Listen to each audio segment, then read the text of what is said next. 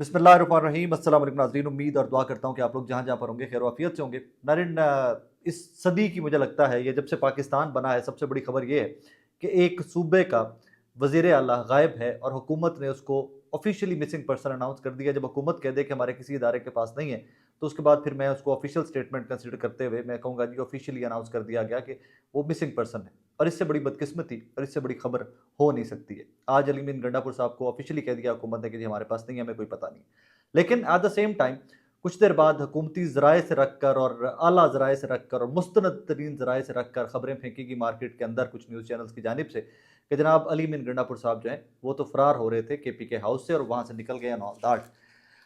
खैर वो फुटेजेस के बाद में जब बात सामने आई तो वो KP के सूबाई वजीर पख्तून यार खान साहब निकले। वही ड्रेस है, वही कपड़े हैं उनके, वही कलर है, लेकिन जिनको अली मीन गंडापुर साहब से कुछ जिस्मानी मुशाबियत को और वो पगड़ी सर पे रख के वो उनके सर के ऊपर भी पगड़ी थी तो उसको एंगल उसको सामने रख कर उन्होंने ये बनाने की कोशिश की कि जनाब अली मीन गंडापुर साहब तो वहाँ से निकल गए हुए थे।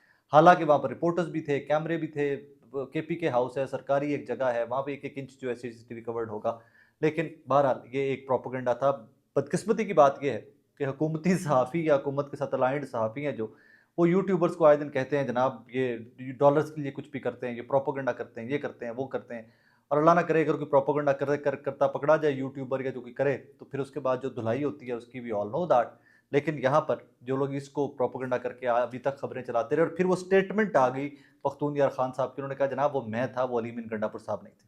खबर बहरहाल यही है कि अभी तक अली मीन गंडापुर साहब जो है उनकी कोई खैर खबर नहीं है, वो कहाँ पर है कहाँ पर नहीं है।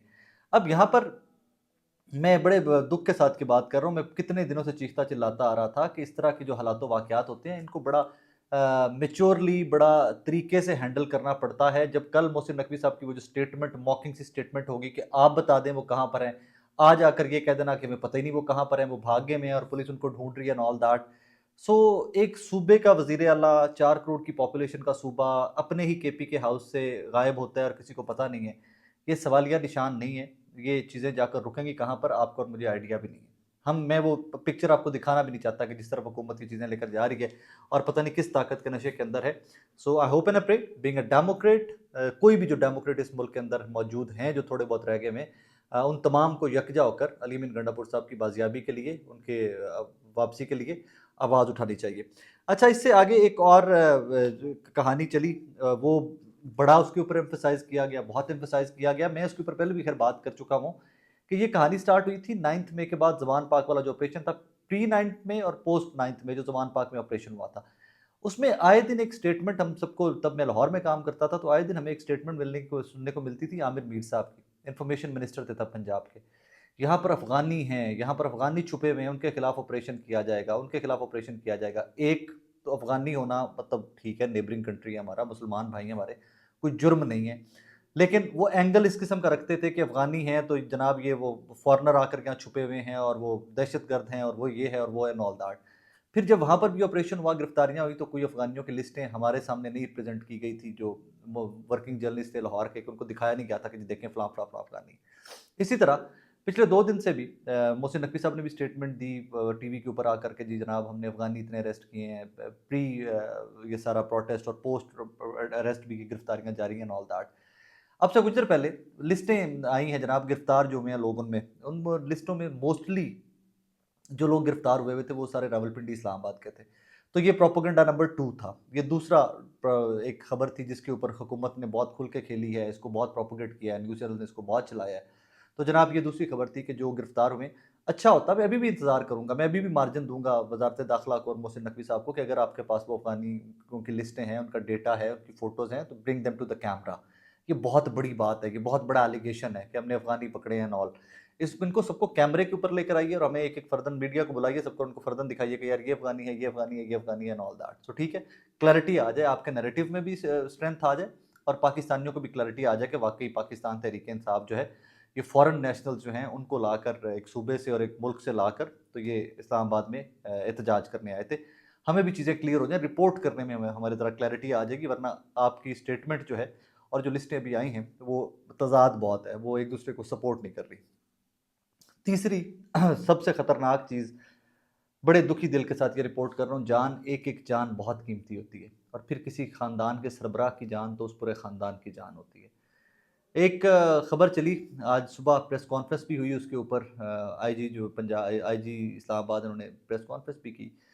हमीद शाह साहब थे, इस्लामाबाद पुलिस का हिस्सा थे, अल्लाह गरीक रहमत करे वफात पा गए इन्हीं 2 दिनों के अंदर। इसी मिड भीड़ के अंदर पाकिस्तान तहरीक इंसाफ के कारकुनान और पुलिस के दरमियान इसी सारे से सिनेरियो के अंदर, इसी ऑपरेशन के दौरान वो वफात पा गए।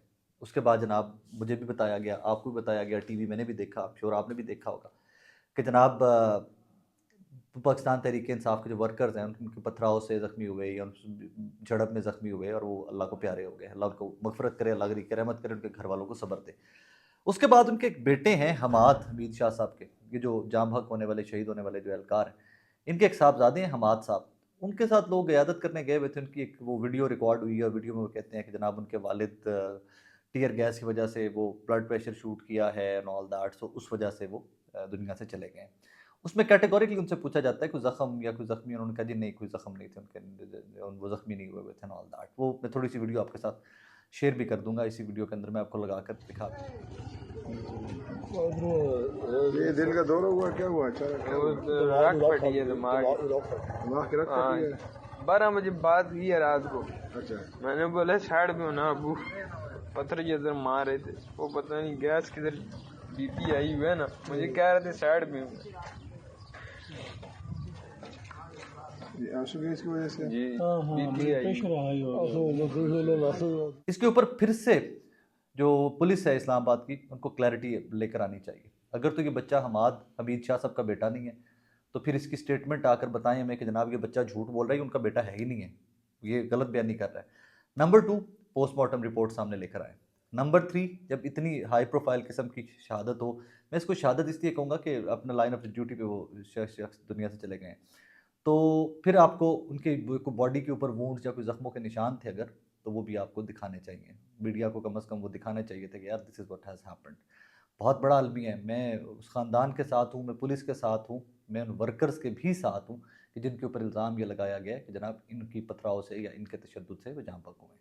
सो जब तक क्लैरिटी नहीं आती, ये आपका और मेरा हम सबका नुकसान है। एक जान, एक फ़र्द की जान नहीं होती, मुआशरे की जान होती है, नॉर्म्स होती है, कानून होता है। दो कि आजकल पिछले लंबे चौड़े अरसे से हमें कानून नज़र नहीं आ रहा इस मुल्क के अंदर, बिल्कुल भी नज़र नहीं आ रहा, लेकिन फिर भी मेरे जैसे लोग तो कानून की बात करते रहेंगे। सो आई होप एंड प्रे कि इंटीरियर मिनिस्ट्री और इस्लामाबाद पुलिस जो है हमीद शाह साहब को लेकर थोड़ी सी क्लैरिटी लेकर आएगी, चीज़ों में आपकर मेरे सामने रखेगी। लास्टली जिस चीज़ के ऊपर बात करना ज़रूरी बहुत हो गया हुआ है, लेकिन लाइन बहुत ख़तरनाक सी है, वो ख़बर बहुत ख़तरनाक सी है, वो मौजूदा हालात हैं खैबर पख्तूनख्वा के और पाकिस्तान के। मैंने कि पिछली 3-4 ख़बरें इसलिए आपके सामने रखी हैं ताकि मैं आपको कनेक्शन बनाकर दे सकूं कि जनाब एक्चुअली हुआ क्या इस्लामाबाद के अंदर पिछले 72 घंटों के अंदर, और उसको रंग क्या दिया गया। इन तमाम खबरों के अंदर रूम मौजूद है हुकूमत के एंड के ऊपर। हुकूमती मशीनरी बहुत एक्सटेंसिव होती है, बहुत लंबी चौड़ी होती है। इसमें रूम मौजूद है कि अगर उनको कहीं पर भी लगे हुकूमत को कि हमारा ये नैरेटिव था, हमने ये खबर दी थी या हमने ये इन्फॉर्मेशन दी थी, वो बाउंस हो रही है, वो रिफ्यूट हो रही है, तो उसको सपोर्टिव आपने सबूत सामने रखने हैं। लेकिन ये चीज़ें चल रही हैं। एक खबर कल मैंने आपको कल के व्लॉग में बताया था कि उस टाइम के ऊपर मेरे कुछ तहरीक इंसाफ के एमपीएस और कुछ और वज़रा से रब्ता हुआ था, तो हमें ये बताया गया जी कि खैबर पख्तूनख्वा की पुलिस भी गिरफ्तार हो गई है, जो सिविल में थी, वो ये था, वो था, एंड ऑल दैट। मैंने कल ही आपको बताया था कि वो वज़रा का और एमपीएस का स्टाफ था। आज उसी खबर को भी फिर बहुत बढ़ा चढ़ाकर पेश किया जा रहा है। फिर आज एक और खबर आती है कि जनाब केपी हाउस से बुलेट प्रूफ जैकेट्स और सरकारी असलहा मिला। तो जहाँ पर चीफ मिनिस्टर होगा, जहाँ पर वज़रा होंगे, जहाँ पर हाई प्रोफाइल गेस्ट होंगे एक सूबे के, उनके साथ सिक्योरिटी होगी, वो सिक्योरिटी बुलेट प्रूफ जैकेट्स भी पहनेगी, उनकी सरकारी असलहा भी होगा। वहाँ से क्या बच्चों की पानी वाली वाटर गन्स निकलनी चाहिए थी, या वहाँ से क्या कोई वाटर स्कूटर निकलने चाहिए थे, वहाँ से क्या निकलना चाहिए था कि एक सरकारी जगह जहाँ पर वज़ीर आला आके रहता है, जहाँ पर वज़रा आके रहते हैं, जहाँ पर एक केपी के हाउस है या Punjab house, even Punjab house से निकले तो क्या निकलना चाहिए वहाँ से। सो कॉलो फेल का तजाद बहुत ज़्यादा है। मैं कभी भी किसी किस्म के वायलेंस को, कभी भी किसी किस्म के वैंडलिज्म को, कभी भी किसी गैर कानूनी इकदाम को, सरगर्मी को सपोर्ट नहीं कर सकता। लेकिन मैं एक चीज़ के ऊपर बार बार बज़िद हूँ और उसके ऊपर बड़ी क्लैरिटी के साथ बज़िद हूँ, एहतजाज हर सियासी जमात का हक है। आप कब तक हक हक छीनते रहेंगे, दबाते रहेंगे, दीवार से लगाते रहेंगे? अगर लगाते रहेंगे तो फिर इवेंचुअली ये होगा जो इस्लामाबाद के अंदर हुआ। नहीं होना चाहिए, लेकिन सिर्फ एक एंगल के ऊपर नहीं होना चाहिए कि हुकूमत वक्त को इजाज़त देनी चाहिए, डेजिग्नेट करनी चाहिए जगह कि भाई दिस इज़ योर राइट, आपका इंसानी हक है, आप यहाँ पर बैठ कर एहतजाज कीजिए और हुकूमत को बताइए कि हम आपको फैसिलिटेट करते हैं। पिछले 2 दिन में जो भी हुकूमती नैरेटिव बनाया गया वो कमज़ोर बनाया गया।